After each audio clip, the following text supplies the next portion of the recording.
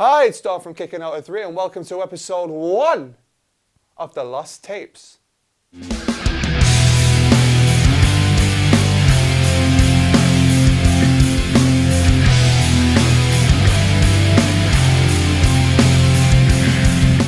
Now, if you actually bother listening to the podcast on Mixcloud, you may remember that back on episode 11, we did an interview with Drew McIntyre from the WCPW Mexico World Cup Qualifiers in Coventry, my hometown, even though I don't sound anything like that. Ashton Leaford is still somehow mad at me for that, but anyway, that's beside the point. Fuck you. I have some video footage from that I never actually used. Shout out to my boy Phil Armstrong there for recording the footage and directing the interview. Please enjoy the unseen, uncut footage of my first ever interview with the one and only Big Daddy D, Drew McIntyre. We've got to do that again, man. Why? The mic's completely fucked up. Look where you've got it. You've got it right. It's not by your mouth properly. What do you mean? It's not got any of that. Fine, man. It didn't get any of that. What do you mean? The biggest point was Big Daddy D. Like, do you really want a video of audio of just Big Daddy D? Look, I don't know. What's wrong with Big Daddy D? Just let me show it. Sorry, guys. Look. See, look where you've got the mic there. Yeah, the mic's fine. Yeah, it's meant to be getting to the mouth. So, like, fuck the revival.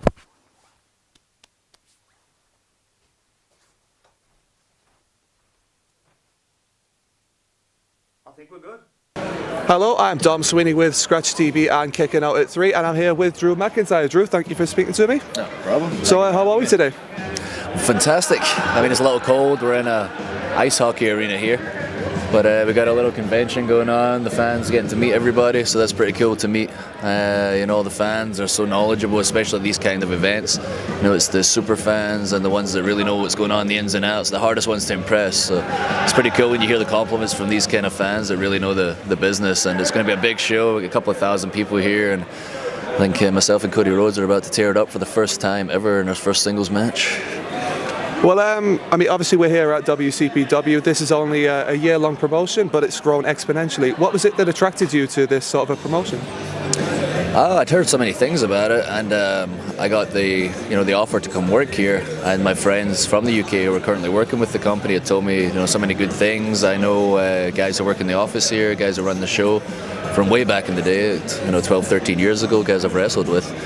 And I just came in, not thinking much, just thinking, this should be fun. And I left with the attitude of, wow, there's something special going on here. They've clearly got their own home fan base. They're rabid, they're excited. The company's willing to invest money to really get that worldwide attention. And they have got that worldwide attention. And becoming champion here was just a really big moment for me, a big moment in my career. And it was a case of, rather than me trying to build the company like a couple of companies that I'd won the title for, this company was already established, so I had my work cut out for me as champion to raise the profile globally, and hopefully I did that since I lost it yesterday. You've recently re-signed with WWE under the NXT brand. How's that been? Awesome. NXT is just a phenomenal place right now with really some of the top talent in the entire world. And I walked into that locker room a few years ago. I walked into the same locker room in NXT when I was on the road for a few years with the main roster, and I didn't recognize basically anybody. When I walked into NXT this time, I was looking around the room and I recognized so many people. Like, all the office people are still the same people I hadn't seen in a little while, but the roster was basically the top independent stars that I'd seen and wrestle from across the world. And you look in one corner, it's Roderick Strong, and then you look in another corner, it's Tommy End and Big Damo and bloody Bobby Roode and Eric Young. And that roster is absolutely ridiculous right now, and I'm very proud to be part of it. And I'm coming in with the same intentions as I've had for every company that I work for, and it's to elevate and to try and elevate somewhere like NXT. That's a challenge, and a challenge I welcome. And out of the NXT roster which you speak of, who is the one guy you'd love to have a match with? I mean, I just named a bunch. I want to wrestle all those guys, but one of my best opponents, I guess, my favorite opponents is Roderick Strong, so it'll be cool to get Roddy on a worldwide stage like that. So, you think that could main event a takeover? I know that could main event a takeover. You put someone like me and Roderick Strong together, we're going to give you something you won't forget. That's two hard-hitting guys that take their craft seriously. And there's so many guys like that as well. They're building up, Tommy End, Alistair Black really well right now, and hopefully him and I stay away from each other. And the same with Big Damo, Killian Dane. I want us all to be separate right now, get built up, everybody to know what we're all about. And once we come together, the story will be there, and the match is clearly going to be there. I know that for sure, but I just want all the stories to be right. So I'm excited about everybody getting built up. Same with Roddy. They just put a fantastic video package out of him last week.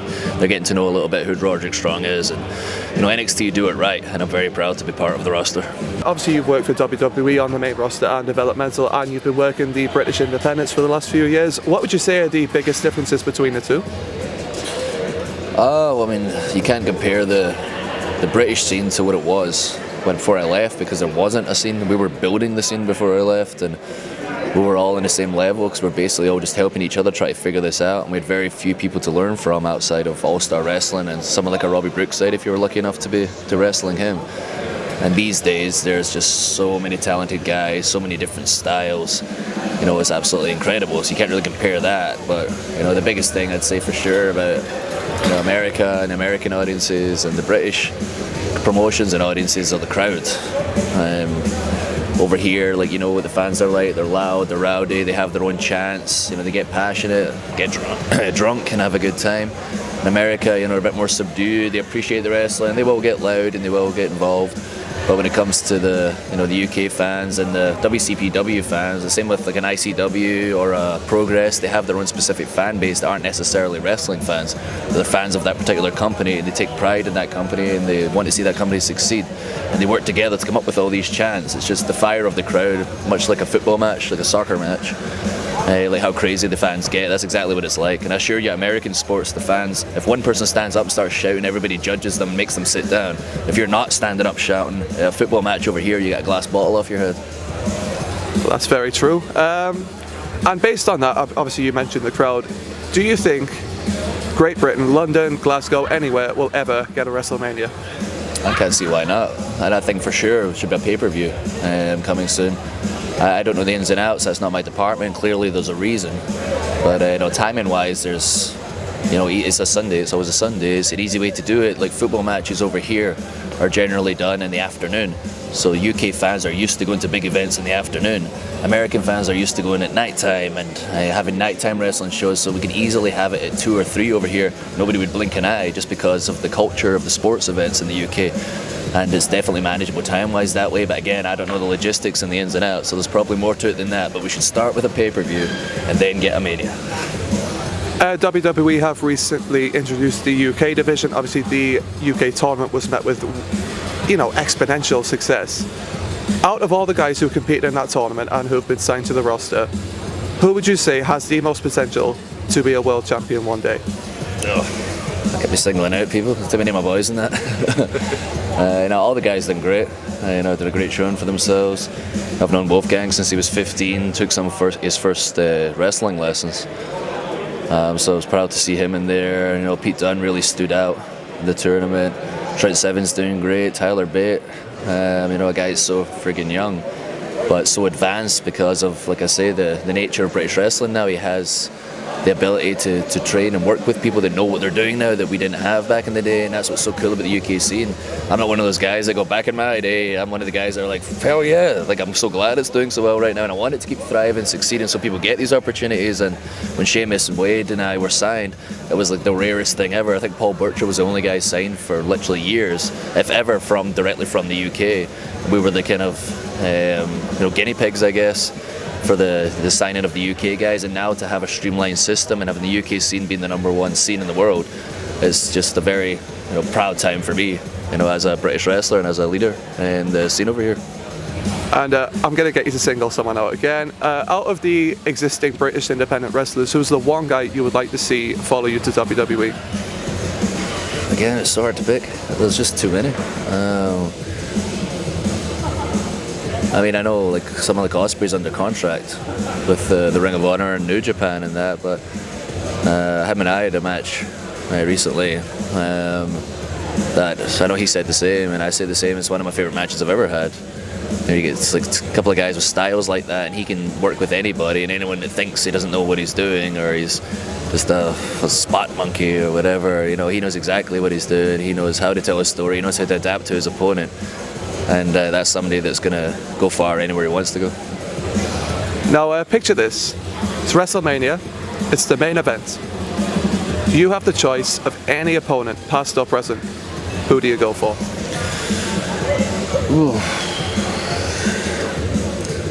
I mean, this is the point where you say like, "Ooh, Bret Hart, 'cause he was my hero," or The Undertaker, or someone like that. But in reality, you need the right story. You need to get the intrigue and the build, and be able to actually pull off the match. So I think Sheamus would be the logical choice.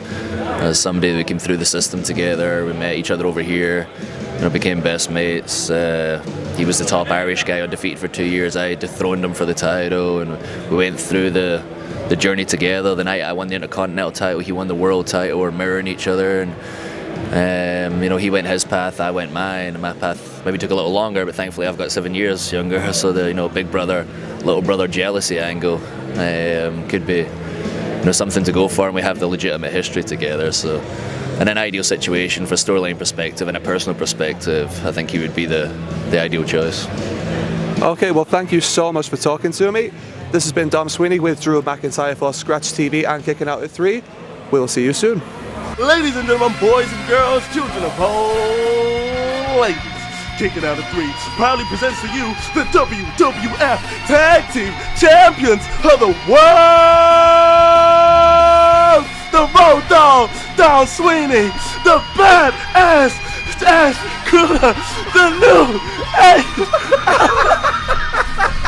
Oh my God, that was perfect. That was perfect. Oh my God.